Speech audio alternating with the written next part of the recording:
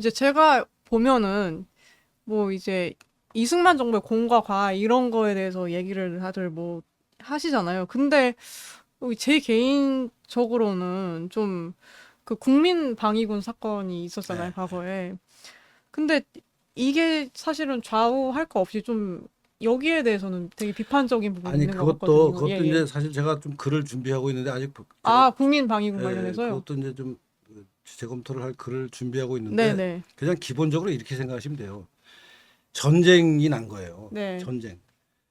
훈련되지 않았어요. 아무도. 음, 우리나라 쪽에서는 특히 북한은 전쟁 준비를 많이 해서 남침을 했지만 네. 남한 쪽에서는 이승만 대통령만 전쟁이 날지도 모르니까 우리 준비를 해야 된다 그랬지 당시 사람들은 제대로 준비한 사람이 아무도 없었어요. 음, 그죠? 근데 이제 전쟁이 났어요. 네. 다리가 끊어지고 뭐 탱크가 밀려오고 뭐 통신은 개판이고. 그러니까 아까 얘기한 대로 이승만 대통령이 27일 밤에 본인 방송은 정확한 상황을 전황을 음, 얘기하고 미국의 판단까지 이런 걸 다 전했지만 네. 그 방송 전에 이 사람 저 사람이 KBS 방송에 나와서 뭐 우리가 뭐 해주를 돌파했다 아니 하여튼 뭐 우리 이기고 있다라는 방송도 음, 나가고 또 다음에는 또 우리 뭐 수도를 수원으로 이전한다는 방송도 나가고 하여튼 방송이 내용을 따지면은 개판이었어요. 음, 근데 왜 개판이었냐? 물론 뭐 잘못한 거지만 지금 이 순간에 전쟁이 났다고 쳐봐요. 지금 우리가 방송하는 유튜브가 될 것 같아요? 안 안 돼요. 되죠. 예. 인터넷 다 끊기는 겁니다. 네. 무슨 전화 될 것 같아요? 다 끊기는 음, 거예요. 북한이 미사일 쏘고 뭐 대포를 쏘면은 지금 통신 가장 기본적으로 공격하는 게 통신 시설일 거예요. 다 깨지는 거예요. 뭐가 어떻게 그러는지 알 수가 없는 상황이 되는 거예요. 지금 전쟁이 벌어져도 네. 6.25 때는 더 했겠죠.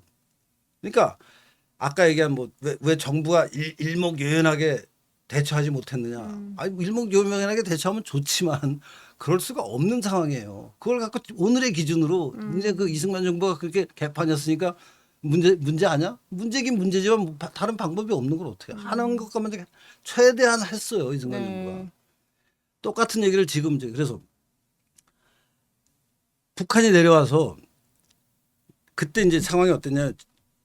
이 이승만 대통령이 되고 이제 남로당 이게 이 전쟁이 공개적인 전쟁이 나기 전에는 남로당이 테러 폭력 활동을 이승만 대통령 집권하기 전부터 음, 대구 폭동이니 뭐 여순 반란이니 있었잖아요. 네, 제주도 네. 그때부터 시작해서 50선거가 지나고 이승만 대통령이 집권하고 나서도 계속해서 남로당이 폭력 저항을 하고 있었어요. 음, 아세요? 나라가 섰지만 네, 네. 치안력이 제대로 확보가 안 되고 군대가 제대로 없고 그러니까 네. 무슨 예컨대 무슨 어디입니까? 저 지리산, 음, 태백산 이런 데서 빨치산이 난리를 치고 있었어요 네. 그때.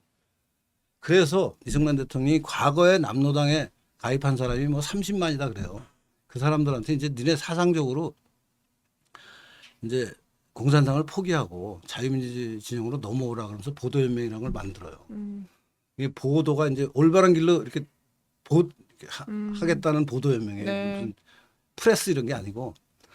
그래서 나라를 지키는 올바른 길로 가는 이 단체를 음, 만들어서 이 네. 과거에 남로당인 30만 명이나 되는 사람들을 자유민주주의 체제 사상으로 넘어오도록 교육하고 네.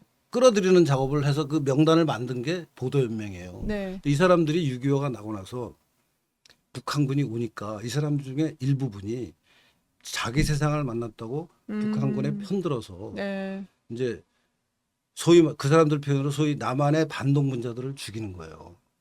점령한 기간이 음, 6.25부터 인천 상륙 작전하기까지 저 전선이 낙동강까지 밀리잖아요. 그럼 남한의 대부분이 이제 공산군 치하가 된 거 아니에요. 네. 공산군 치하에서 과거에 보도연맹으로 사상을 전향했다고 하던 사람들 중에 음, 다가 아니지만 상당한 아, 숫자가 예. 북한군 편에 딱 붙어가지고 음, 쟤가 죽일 놈입니다. 얘가 죽일 놈입니다. 그러면서 사람들을 처형하는데 앞잡이가 되는 거예요. 다. 음, 그 일을 했어요.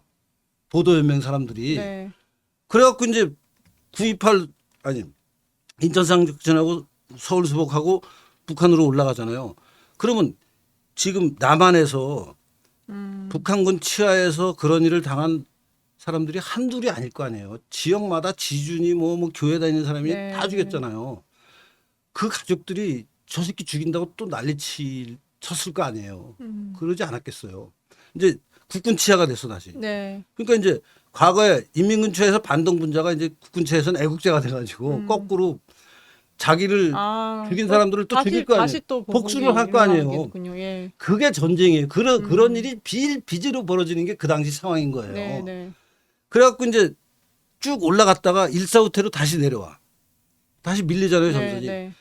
그래갖고 이제 그때 후퇴하는 국군 입장에서 이승만 대통령 입장에서 직접 개입했는지 안 했는지 몰라도 이 보안 당국에서 그러면 우리가 6.25 직후에 3개월 동안 인민군 치하에 살면서 우리한테 죽일 놈이라고 해서 반동문자 처형 인민재판 하던 사람들이 저 보도연맹 사람 중에 저 사람들인데 저 사람들을 어떻게 할 거냐 하는 생각을 안 했겠어요. 또 일사후퇴로 또 밀리면은 또 그런 일이 벌어질까 이제 더 하죠. 복수를 했으니까 또 복수를 할 거 아니에요. 네. 그래가지고 피치 못하게 보도연맹에 대한 어떤 그 탄압이라 그럴까 그게 없을 수가 없는 거예요. 근데 거꾸로 북한은 북한대로 똑같이 했어요. 그러니까 우리가 보도연맹이 있으면 북한은 그런 사람 우리 편인 사람들을 자기네 편으로 만들어서 거기도 뭔가를 해서 그러니까 이런 상황이 전쟁이라는 게 네, 네. 서로 간에 다 벌어지는 거예요. 그리고 실제로 북한군이 남한을 점령하고 후퇴할 때 무슨 교회나 뭐 마을 사람들 말하자면 직결 처분해서 죽인 게 수도 없이 많아요. 지금 뭐 예컨대 미군이나 우리나라 군인이 우리 국민을 네. 함부로 죽인 경우가 많다. 전쟁에 그런 얘기들도 많이 하는데 뭐 없지 않아 있었을 거라고 저는 생각해요. 반대로 쟤네들은 그거 안 했겠어. 우리보다 더 하면 더 했지. 근데 그 부분은 얘기를 안 하는 거 이 사람들이 지금. 지금 문제 제기한 이 시청자분들도 네. 그런 상황을 생각하면서 이 문제에 대한 판단을 해야 돼요. 좀 전시라는 특수성을 전시고 엄청난 네. 혼란이고 그 혼란의 와중에 공산당 전력을 가진 사람들이 어떤 일을 어떻게 했을까를 생각해 보면은 보도연맹으로 통제하는 거 정도는 당연한 일이라고 봐야 되는 거예요. 근데 그거를 지금 같은 상황에서 막 무슨 사상 탄압하는 것 같이 막 얘기를 하는데 진짜 물정 모르는 분들이 저런 얘기를 하는 거죠. 자기 아버지가 네. 낙동강 전선까지 밀렸을 때 인민군한테 처형당한 사람이 있었다고 생각해 보세요. 국군이 왔어. 자기 아버지 죽인 사람 쫓아가서 죽이지 않겠어요? 그런 일이 비일비재할 때예요. 차라리 그걸 전체적으로 관리하는 시스템을 만든 게 잘한 거예요. 그걸 그 민간의 개인 복수로 다 놔둘 거예요, 그거를? 아니죠. 정부가 관리해야죠. 그러니까 그런 맥락을 하나도 생각하지 않고 지금 저렇게 얘기하고 있는 거예요.